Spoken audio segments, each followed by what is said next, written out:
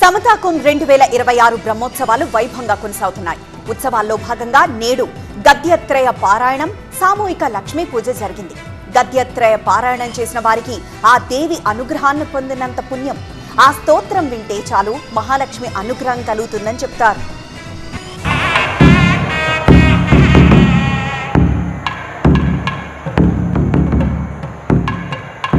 ముచ్చింతల్ శ్రీరామనగరంలో సమతాకం 2026 4వ బ్రహ్మోత్సవాలు అంగరంగ వైభవంగా కొనసాగుతున్నాయి.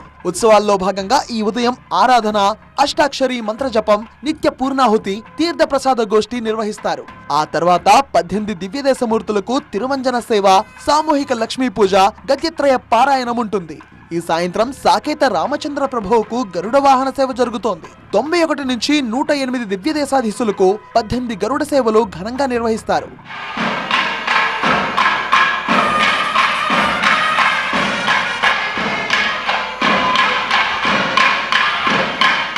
నిన్న 7వ రోజు ఉత్సవాలు సుప్రభాత గోష్ఠితో నిత్య కార్యక్రమాలు మొదలు కాగా అష్టాక్షరి మంత్రజపం, ఆరాధన, సేవాకాలం, హోమాలు, తీర్థప్రసాద గోష్ఠితో పూర్తయ్యాయి. తీర్థగోష్ఠి పూర్తయ్యాక సామూహిక తిరుమంజన సేవలు జరిగాయి. ఆ తర్వాత జరిగిన వసంతోత్సవం భాగ్యనగరానికి వసంతాన్ని తీసుకువచ్చింది. వసంతోత్సవ శోభతో సమతామూర్తి స్ఫూర్తి కేంద్రం మురిసిపోయింది. బ్రహ్మోత్సవాల్లో భాగంగా గురువారం సాకేత రామచంద్రునికి వసంతోత్సవం నిర్వహించారు అర్చక స్వాములు.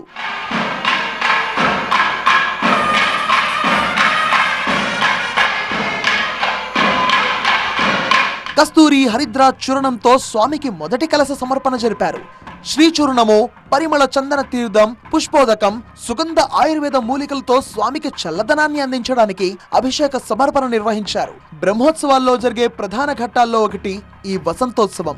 సుగంధ ద్రవ్యాలతో పెరుమాళ్లకు తిరుమంజనం చేయడమే వసంతోత్సవం. ఇది ఒక ఆనందోత్సవం. భక్తుల సందడితో వసంతోత్సవం హోలీ పండుగను తలపించింది. ఆనందంతో పరవశించిపోయిన భక్తులు నృత్యాలతో హోరెత్తించారు.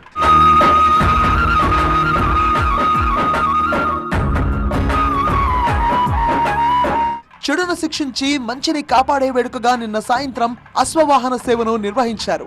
కల్కి అలంకారంలో సాకేత రామచంద్ర ప్రభువు అశ్వవాహనంపై విహరించి భక్తులను అనుగ్రహించారు. కలియుగ చివరిలో శ్రీనివాసుడు కల్కి అవతారమెత్తి చెడును శిక్షించి మంచి వారిని రక్షించడం ఈ వేడుక ఉద్దేశంగా చెబుతారు.